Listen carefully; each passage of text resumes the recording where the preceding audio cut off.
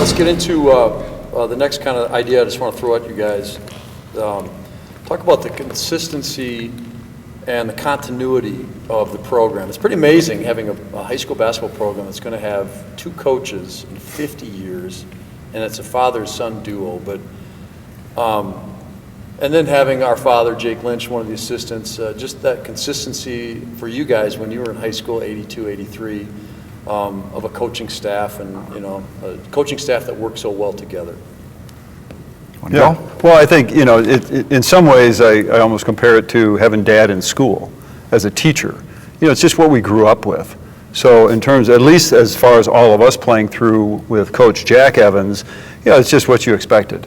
And again, Dad was in the building, and then he was the coach. People have asked me a lot about that. What was it like playing for your dad or being in school? It just, you don't know any different. Yeah.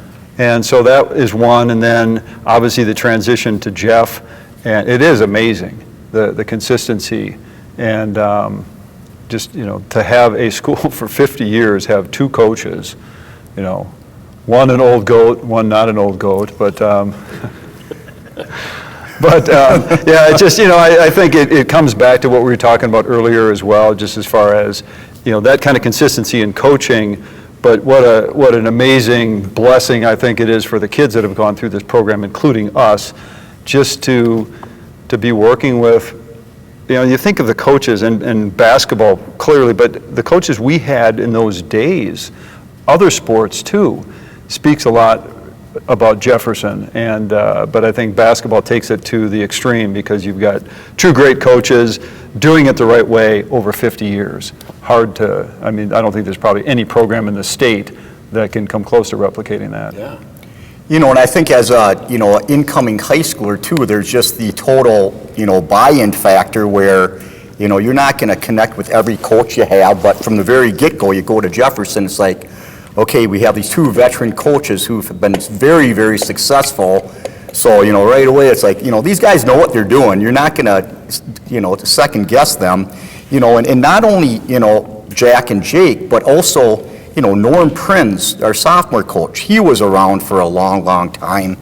And, even my dad, he was over at, wasn't part of Jefferson High School, because of course that was just 10 through 12 at the time, but my dad, Don, he was a 9th grade coach over at Olson Junior High for many, many years too. So we, I think kids grew up through that whole Bloomington Jefferson program, with a lot of, consistency and knowing these are going to be my coaches through this whole high school experience. Yeah, exactly. Well, just to add also, is that in some ways, maybe a bit of a pat on the back to Jeff is, I know that when I talked to our dad about when he retired, I think all of us thought, why are you retiring? This is your life.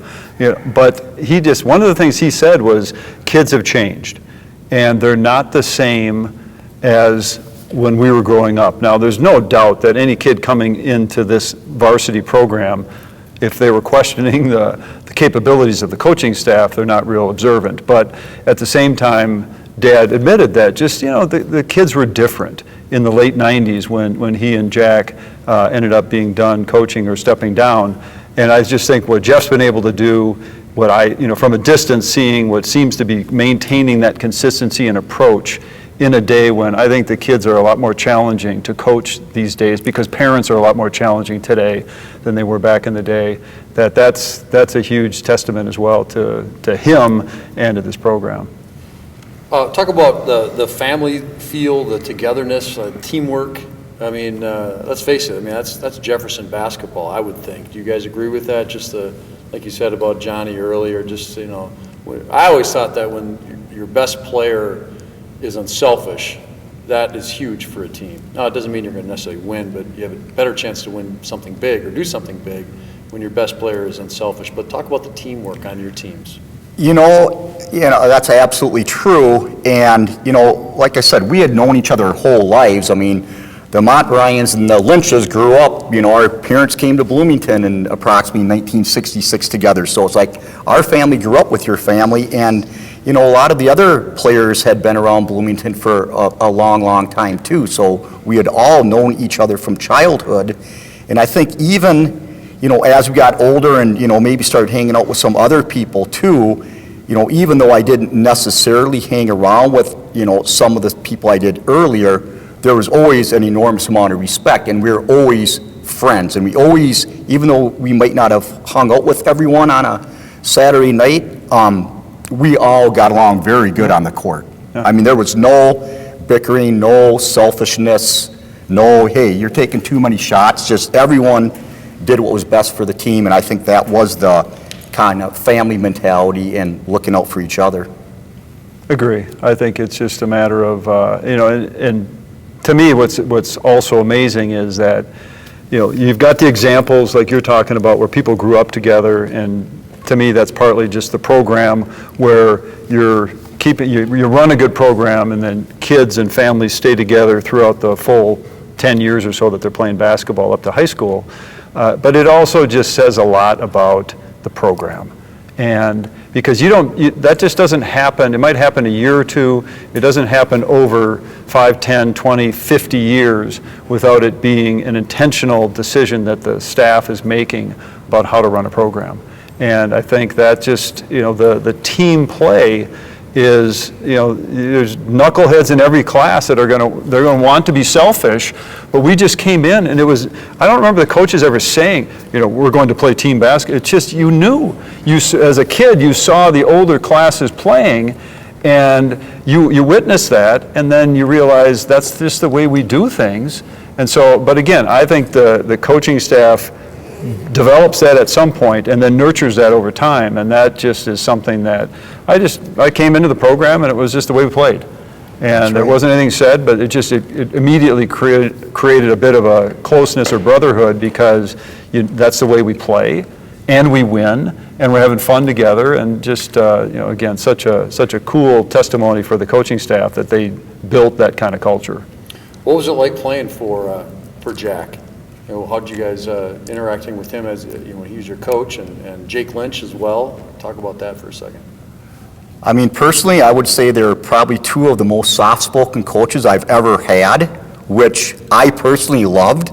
They didn't have to raise their voice. There was just an enormous amount of respect that, okay, coach is talking, let's see what they have to say and try to execute this.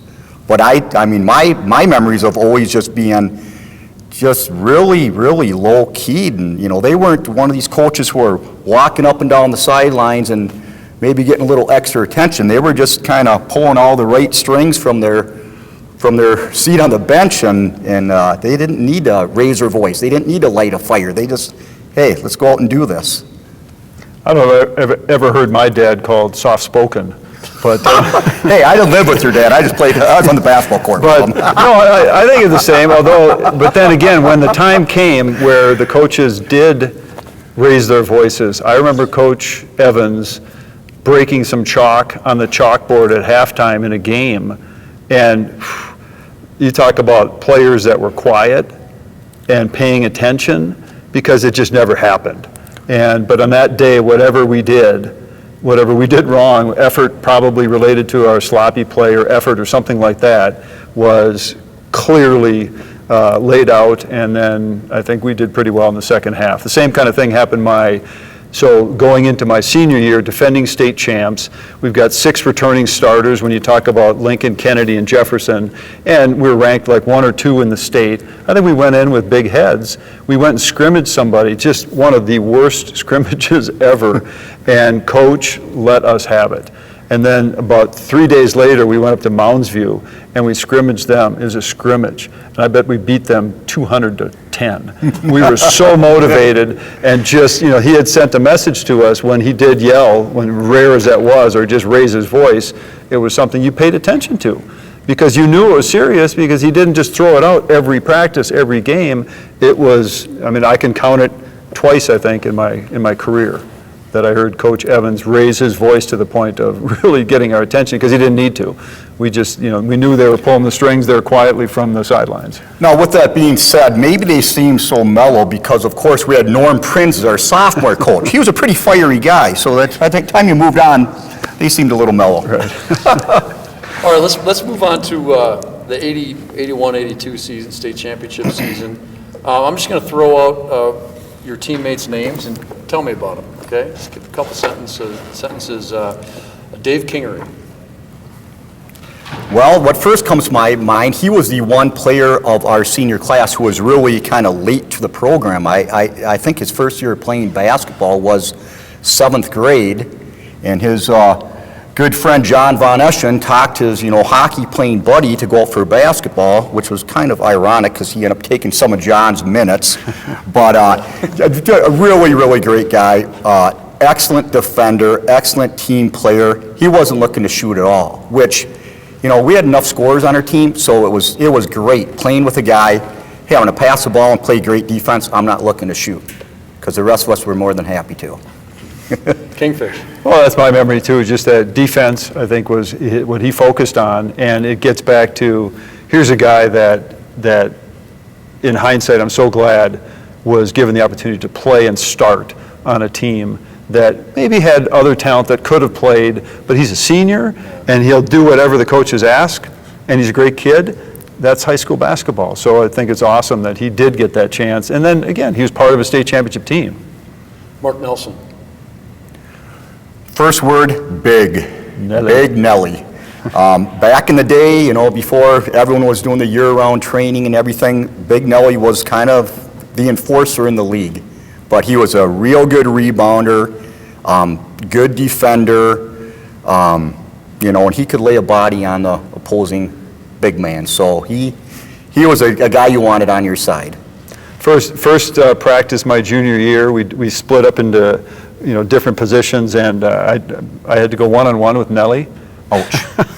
He did one of these, both elbows knocked me on both sides of my head, and then he scored the basket. I'm like, okay, is this what we're dealing with? So enforcer, I think, is a good word for Big Nelly. But then, fast forward to Duluth East, and I think he was a key.